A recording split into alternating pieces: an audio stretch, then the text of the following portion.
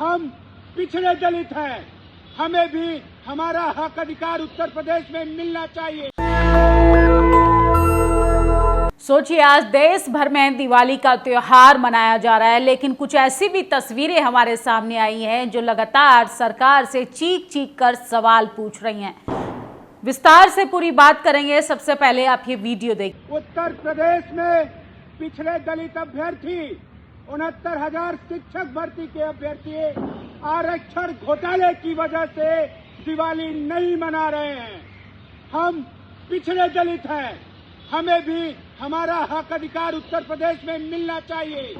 हम लोग high court से जीत गए हैं, राष्ट्रीय पिछड़ा वर्ग आयोग से जीत गए हैं, लेकिन सरकार हमें न्याय नहीं दे रही है। सोचिए, 69,000 शिक्षक भर्ती महाघोटाला उत्तर प्रदेश का सबसे बड़ा महाघोटाला है।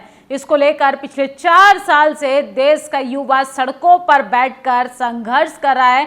कड़कड़ाती सर्दी में आपने देखा होगा, पिछले साल की तस्वीरें हम आपको दिखाएंगे तो आपके रोंगटे खड़े हो जाएंगे। कड़कड़ाती सर्दी में भी खुले आसमान के नीचे युवा सोने के लिए मजबूर हो गया था, क्योंकि सरकार उनकी बातों को सुनना नहीं चाहती है। सरकार, अलग बात है कि विकास की तस्वीरें चीख चीख कर मुंह जुबानी बताती है, लेकिन हकीकत में युवाओं के हालात बेहतर से बदतर हैं। अमरेंद्र पटेल बाहुबली लिखते हैं कि एक ऐसी भी दिवाली, लखनऊ 69,000 शिक्षक भर्ती के अंतर्गत नियुक्ति की मांग को लेकर आरक्षित वर्ग के अभ्यर्थी लगातार आंदोलन कर रहा है। गुरुवार को दिवाली के अवसर पर इन छात्रों ने लखनऊ इको गार्डन पे धरना स्थल कर रंगोली बनाकर दिवाली मनाई। अभ्यर्थी पिछले 4 साल से धरना स्थल इको गार्डन में दिवाली, होली जैसे प्रमुख त्योहार मनाते आए हैं, क्योंकि इन अभ्यर्थियों का कहना है कि इन्हें न्याय नहीं मिलेगा तब तक ये लड़ाई जारी रही है। आरक्षित वर्ग के अभ्यर्थियों के आंदोलन का नेतृत्व कर रहे अमरेंद्र पटेल ने कहा कि पिछले 4 साल में इसी इको गार्डन में होली, दिवाली, रक्षाबंधन, मकर संक्रांति आदि पर्व मनाते आ रहे हैं। न केवल सरकार की नाकामी की वजह से, बल्कि आरक्षित वर्ग के अभ्यर्थियों को करना पड़ रहा है सिर्फ इसलिए क्योंकि सरकार उनकी बातों को अनदेखा कर रही है। अमरेंद्र ने कहा कि 69,000 शिक्षक भर्ती के मामले में आरक्षित वर्ग के अभ्यर्थी हर न्यायिक स्तर पर विजय हासिल करने के बाद भी खानाबदोश की जिंदगी जी रहे हैं। हम आरक्षित वर्ग के अभ्यर्थियों को राष्ट्रीय पिछड़ा वर्ग आयोग से लेकर हाईकोर्ट डबल बेंच तक के न्याय देते हुए सरकार को सुझाव दिया है कि 69,000 शिक्षक भर्ती में हुई विसंगतियों का सुधार करते हुए नई सूची बनाकर अभ्यर्थियों को नियुक्ति पत्र दे, लेकिन सरकार अपनी हठधर्मिता पर अड़ी हुई है, जिस कारण हम अभ्यर्थी सालों साल सड़कों पर दर दर की ठोकरें खा रहे हैं। सोचिए, ये विकसित भारत की तस्वीरें हैं कि देश का युवा आज त्योहार के दिन भी यूपी की राजधानी लखनऊ के इको गार्डन में बैठकर धरना प्रदर्शन कर रहा है, सरकार की नाकामियों का भंडाफोड़ कर रहा है। और दूसरी तस्वीर जब हम आपको दिखाएंगे तो आपके रोंगटे खड़े हो जाएंगे। सोचिए, इन बुजुर्गों ने 2 दिन से खाना नहीं खाया। सरकार फाइलों में दिखाती है कि मौसम गुलाबी है, आपको देखना चाहिए कहीं वो आंकड़े झूठे तो नहीं। तस्वीरें यूपी के लखीमपुर खीरी की हैं, जहां गोला इलाके के हुजुमपुरवा गांव के रहने वाले श्रीपाल बताते हैं कि उनके वहां बीते 24 घंटे से खाना नहीं बनाए, जमीन नदी काट ले गई, राशन कार्ड नहीं है। सोचिए, किस तरीके से दिवाली मनाए, कोई देखने तक नहीं आता इनके हालात। देश की असली तस्वीरें हैं जो हम लगातार आपको दिखा रहे हैं, और कुछ लोग कमेंट में भी आकर गाली गलौज करते हैं कि हमें त्योहार मनाने से दिक्कत होने लगी है, हमें त्योहार बनाने से हम विरोध उसका क्यों कर रहे हैं। असल में हम विरोध नहीं कर रहे हैं, हम ज़रूरी मुद्दों पर सरकार का ध्यान केंद्रित करना चाहते हैं कि आज़ादी के 76 साल बाद भी ऐसी भी तस्वीरें भारत की हैं जहां पर दूर दूर तक कोई उजाला नहीं। और ये हैं वसीम रिजवी, इन्होंने नाम बदल दिया था अपना, और सोचिए किस तरीके से नामकरण कराकर ये हिंदू बन गए थे, वो भी कट्टर हिंदू।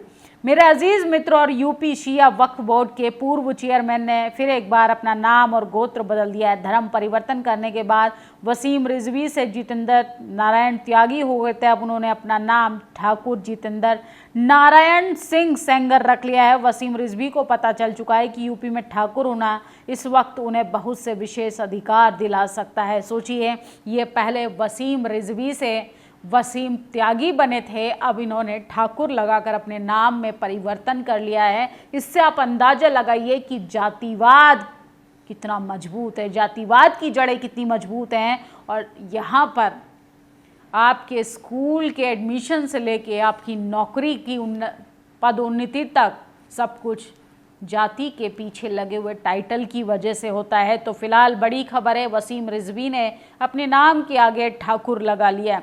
प्रयागराज जनपद में हांडिया में पांडवों को जलाकर मारने के लिए जहां दुर्योधन लाया लाक्षागृह बनवाने की बात कही जाती है, वहां के सड़क निर्माण के दौरान गौतम बुद्ध की मूर्ति मिली है, लेकिन आज तक महाभारत का कोई सबूत नहीं मिला है। तो जहां खोदोगे बुद्ध ही बुद्ध मिलेंगे। अगर इस पर कोई बात बहस कर दे तो सोचिए किस तरीके से मनुवादी लोग जो हैं विरोध करने लग जाते हैं। और ये तस्वीर है अयोध्या की, किस तरीके से तेल, बचे हुए तेल, दीपकों का बचा हुआ तेल इकट्ठा किया जा रहा है ताकि 2 वक्त का खाना मिल पाए।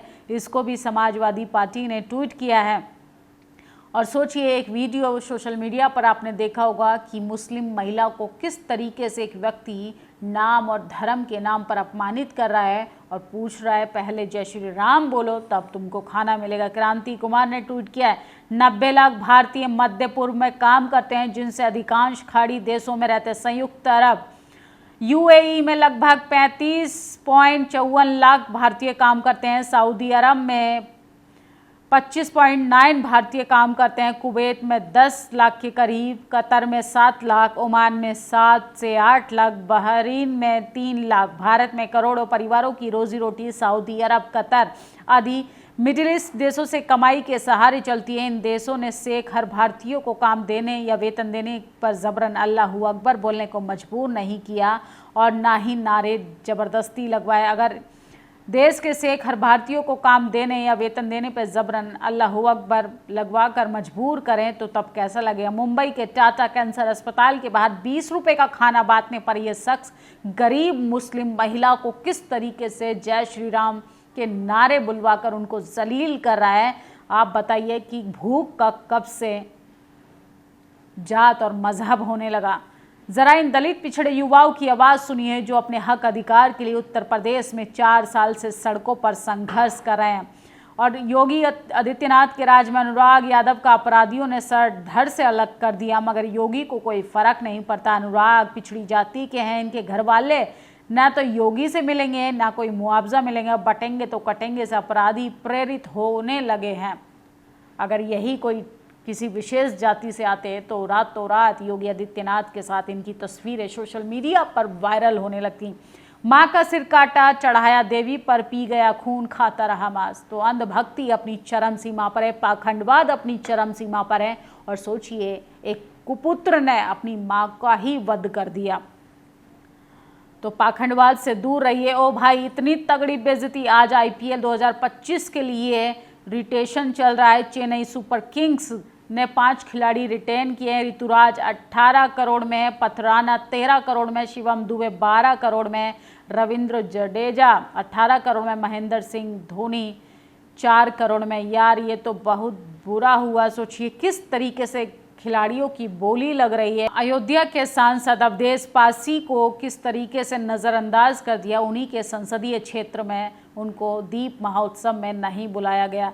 और धम्म पदयात्रा में शामिल होंगे 5000 उपासक। सारनाथ में 16 नवंबर को होने वाली बुद्ध यात्रा में सबसे ज़्यादा लोग शामिल होने वाले हैं, जिनके पूर्वजों को खटिया पर बैठने नहीं दिया जाता था, चप्पल नहीं पहनने दिया जाता था, आमने सामने बात नहीं करने दिया जाता था, सामने खड़े होने तक नहीं दिया जाता था, छुआछूत का भाव रखता था। आज वो पूछते हैं लालू प्रसाद यादव जी ने बिहार के लिए क्या किया।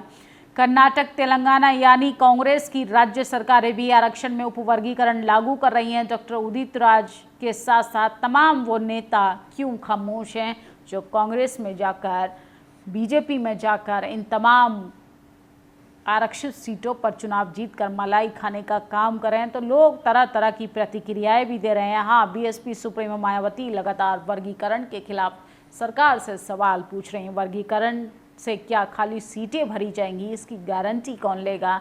जातिवाद पर रोक लग जाएगी, इसकी गारंटी कौन लेगा? सोचिए, बहुजनों को बांटने का काम है सिर्फ ये वर्गीकरण। आपकी इन खबरों पर क्या प्रतिक्रिया, कमेंट बॉक्स में जरूर बताइएगा। शुक्रिया। नेशनल दस्तक की आपसे गुजारिश है कि अगर इसको बचाना चाहते हैं तो नेशनल दस्तक को सब्सक्राइब करने के लिए रेड कलर के सब्सक्राइब बटन को दबाएं, फिर बेल आइकन की घंटी दबाएं।